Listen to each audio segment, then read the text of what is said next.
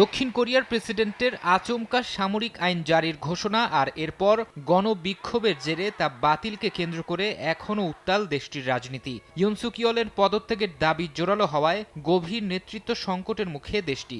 এরই মধ্যে প্রেসিডেন্টের দেশ ত্যাগে নিষেধাজ্ঞা জারি করা হয়েছে। এবার একই ধরনের নিষেধাজ্ঞার মুখোমুখি হচ্ছেন আরও অনেক শীর্ষ কর্মকর্তা। দক্ষিণ কোরিয়ার জাতীয় তদন্ত সংস্থার বরাত দিয়ে চীনা গণমাধ্যম সিনহুয়া এক প্রতিবেদনে জানিয়েছে অন্তত ৫ পুলিশ ও সামরিক কর্মকর্তা এই নিষেধাজ্ঞার আওতায় আছেন। এই তালিকায় নাম আছে পুলিশ প্রধানেরও। এদের মধ্যে কয়েকজনের বিরুদ্ধে প্রেসিডেন্টের সামরিক আইন জারির ঘোষণার দিন পার্লামেন্টে সদস্যদের প্রবেশাধিকার নিয়ন্ত্রণের অভিযোগ আনা হয়েছে। এছাড়া গেল ৩ ডিসেম্বর আইন শৃঙ্খলা বাহিনীর সদস্যদের কোথায় কখন মোতায়েন করা হয় প্রতিরক্ষা মন্ত্রণালয়ের কাছে তার বিস্তারিত জানতে চেয়েছে জাতীয় তদন্ত সংস্থা।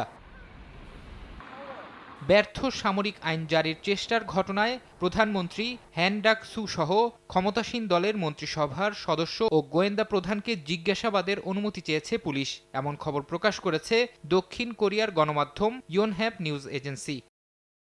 প্রধান বিরোধী দল ডেমোক্রেটিক পার্টি ডিপির নেতা লি জে মুং বলেন, দক্ষিণ কোরিয়ার সাংবিধানিক আদেশ ধ্বংসকারী ও সামরিক অভ্যুত্থানের হোতা ইউনকে হয় অবিলম্বে পদত্যাগ করতে হবে, নয়তো দ্রুত অভিশংসন করতে হবে। এমন পরিস্থিতিতে প্রেসিডেন্ট ইউন সুক ইয়েলের বিরুদ্ধে আগামী শনিবার দলটি আবারও অভিশংসন চেষ্টা করতে পারে। বিরোধী দলগুলো অভিশংসন প্রস্তাব উত্থাপন করলে তা পাশ করতে পার্লামেন্টের ৩০০ আসনের মধ্যে ২০০ ভোট প্রয়োজন। ফারহাদ চৌধুরী, সময় সংবাদ।